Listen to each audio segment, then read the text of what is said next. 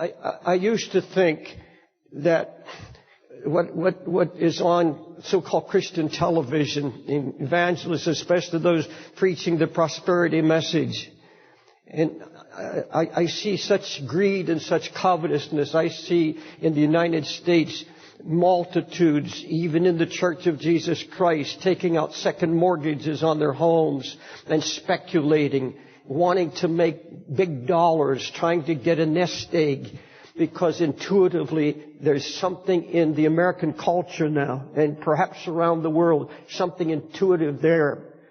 And it's partly terror, but there's something intuitive there that something is about to happen. That, and their word is somebody's tinkering with nature now. All these calamities. All over the United States, what you're hearing on talk radio, you hear it everywhere you go, in the hair salons. Everywhere you go in the stores, they're talking about the book of Revelation. Is this the book of Revelation being fulfilled?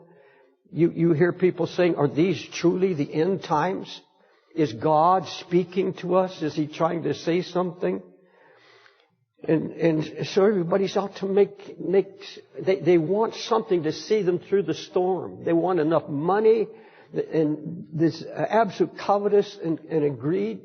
And I used to think that it was because there were greedy ministers, backslidden greedy ministers that were producing this. But I see it differently now. I see a people, a congregation. I see people who are heaping to themselves. That's what the Scripture says. It's not that they're that these pastors that have turned toward covetousness.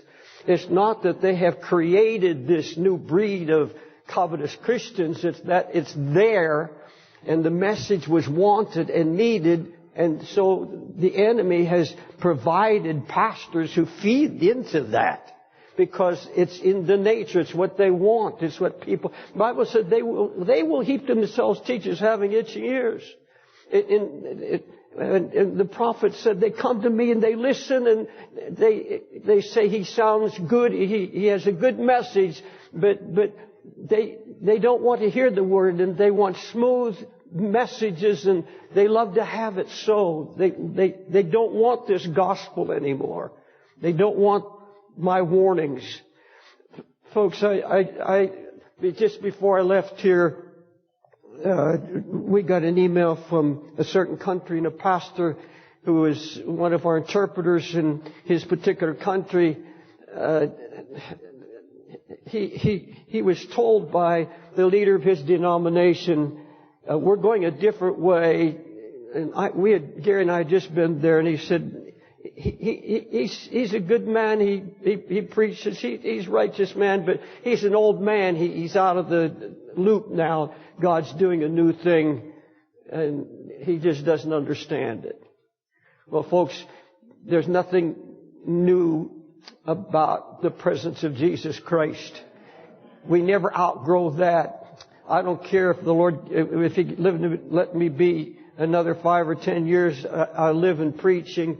I'm not trying to be a part of something new. I want to be a part of this something that's been here for ages, and that's the hunger for God and the presence of Jesus in our midst. And without the presence of Jesus, we don't have anything. We don't have church. And now, I hear just a few weeks ago, I didn't hear it, but it was brought to me by a pastor who was so brokenhearted. He said, and he named the famous prosperity television preacher, and the preacher said this. He said, you've heard of the coming of Jesus, but He can't come until you get your new car and your new house. And you see, people sit under my preaching in Times Square Church. Some have been there since we started. And some have been there 5 years or 10 years. And they hear a straight gospel. They hear pastors preaching with broken hearts. They hear preachers that have been on their knees and come from the throne of God, and they're preaching the heart of God. And yet, I know that a number of them have this itch in them. They have the spirit of covetousness, and they are listening to these men. They tune in.